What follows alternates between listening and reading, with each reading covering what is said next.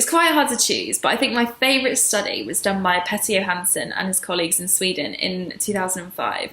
What they did was they asked participants to look at photographs of two different women, so woman A, woman B, and choose who they thought was the most attractive. Now, around half the time, they switched over the pictures. So if somebody had chosen woman B, they were then shown woman A and asked, why did you choose this woman? Now, what was really interesting is that most of the time people had no idea that the photos had even been switched. And they started giving reasons as to why they'd chosen that photograph. And some of the reasons couldn't possibly have been true. So sometimes they'd say things like, I just like blondes, when they'd actually chosen a brunette. And when experimenters looked at the reasons that were given for real choices as well as these switched choices, they couldn't tell any difference between the two. So it suggests that a lot of the time we're just kind of making it up when we're asked questions like that. And I think that has really important implications for things like market research, for example, when we're asking people how they feel about various products or services. They have no idea and they're just making it up as they go along. And that's kind of terrifying in terms of our own cognition and how that works. But for behavioural scientists like me, it's quite exciting because we get to go in and find out what is actually going on. My favourite study is by Josh Miller and Adam Sanjurjo. It's a study in which they discovered that the hot hand fallacy is in fact a fallacy itself. This study is in fact quite different, I think, from the spate of failed replications that's been plaguing social sciences in the last few years.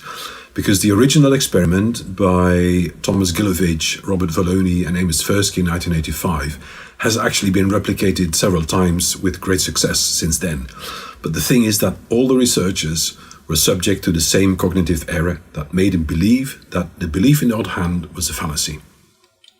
And I think there's a lesson in there for all of us behavioural folk.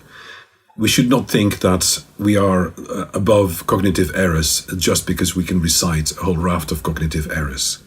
And that's why this is my favorite study. Research conducted by Hal Hirschfield and some other really prominent psychologists and behavioral economists, they explored this idea and they wanted to see whether they could increase people's sense of connectedness to their future self and see if they could sort of reduce present bias this way. So they had some college students come into the lab and they showed a group of these college students a picture that they had edited to look like their future self. So an age-progressed rendering of their future self. And what they found was that college students who took the time to look at this image said that they would save more of their money for retirement. And a bunch of follow-up studies have continued to sort of validate and explore this finding. And this study came out when I was just starting my PhD, and it really inspired my own research looking at age differences and decision-making, thinking about why older adults might show less present bias than younger adults. And the intervention in this study is not super practical, but I think it's just really important to think about when it comes to hyperbolic discounting or solving for present bias, how can we get people to feel more connected to the future, to make the future seem more concrete and salient. My favorite study is a 2011 paper by David Isle and Justin Rao.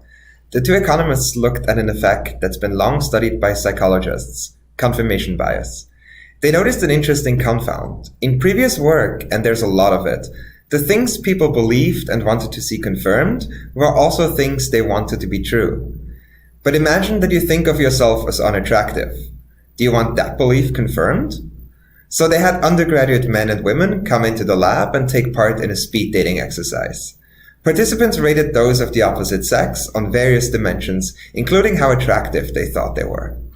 The researchers then separated men and women and ranked each in order of their actual rated attractiveness. And participants were then asked how they thought they would rank compared to the others of the same sex. And then they provided them with new information. They were told that they were matched with a random other participant of the same gender, and they were told whether they were rated as more attractive or less attractive than that person. Those who got good news, that is, they were rated as more attractive than the other person, took this information into account and revised their estimate. But those who learned they were less attractive than the randomly selected other participants, what did they do? They didn't change their mind at all. Interestingly, and key to this experiment, this was true not just for people who thought themselves to be attractive, which is consistent with confirmation bias, but also for those who thought they were unattractive. The key takeaway here is that we don't process information objectively, but there is some information that we are ready to believe and take into consideration, and some information that we dismiss even when we shouldn't. This likely happens anytime we are interested in a specific outcome.